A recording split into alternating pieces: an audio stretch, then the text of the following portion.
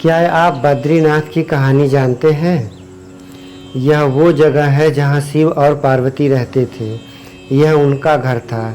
एक दिन नारायण यानी भगवान विष्णु के पास नारद गए और बोले, आप मानवता के लिए एक खराब मिसाल हैं।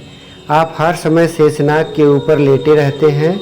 आपकी पत्नी माता लक्ष्मी हमेशा आपकी सेवा में लगी रहती हैं और आपको लाड़ करती रहती हैं। इस ग्रह के अन्य प्राणियों के लिए आप अच्छी मिसाल नहीं बन पा रहे हैं।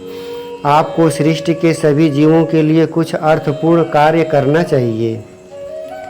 इस आलोचना से बचने और साथ ही अपने उत्थान के लिए भगवान विष्णु तप और साधना करने के लिए सही स्थान की तलाश में नीचे हिमालय तक आए।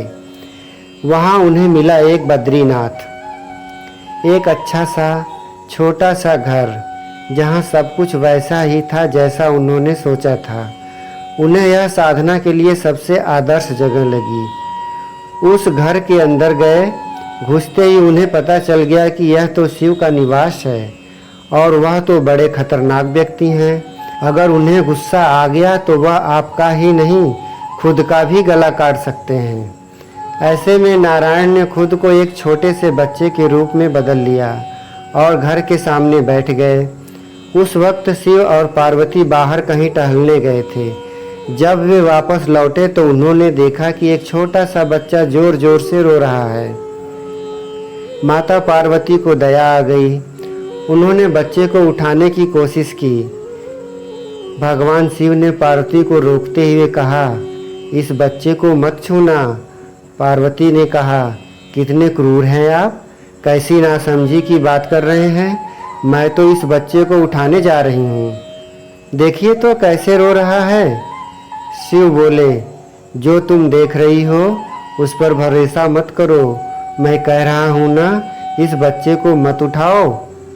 बच्चे के लिए माता पार्वती की स्त्री सुलभ मनोभावना ने उन्हें भगवान शिव की बातों को नहीं मानने दिया।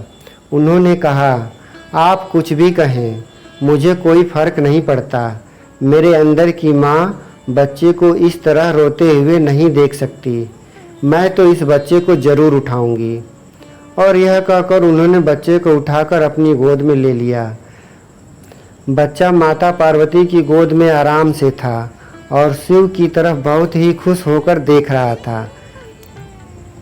शिव इसका नतीजा जानते थे, लेकिन करे तो क्या करें। इसलिए उन्होंने कहा, ठीक है, चलो देखते हैं क्या होता है। माता पार्वती ने बच्चे को खिला पिलाकर चुप करा दिया और वहीं घर पर छोड़कर खुद शिव के साथ गर्म पानी में स्नान करने के लिए बाहर चली गईं। वहाँ पर गर्म पानी के कुंड हैं। उसी कुंड पर स्नान के लिए भगवान शिव और माता पार्वती चले गए। लौट कर आए तो देखा कि घर का दरवाज़ा अंदर से बंद था। शिव तो जानते ही थे कि अब खेल शुरू हो गया है। माता पार्वती हैरान थी कि आखिर दरवाज़ा किसने बंद किया। शिव बोले, मैंने कहा था ना, इस बच्चे को मत उठाना।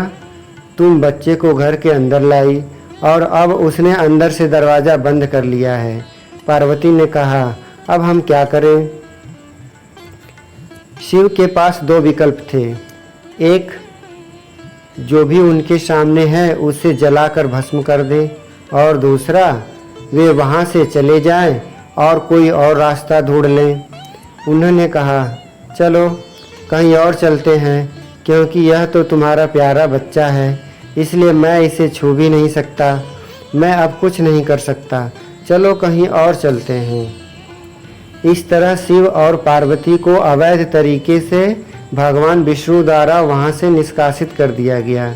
वे दूसरी जगह तलाश करने के लिए पैदल ही निकल पड़े। दरअसल बद्रीनाथ और केदारनाथ के बीच एक चोटी से दूसरी चोटी के बीच सिर्फ 10 किलोमीटर की दूरी है। आखिर में वह केदार में बस गए और इस तरह शिव ने अपना खुद का घर खो दिया। आप पूछ सकते हैं कि क्या वह इस बात को जानते थे।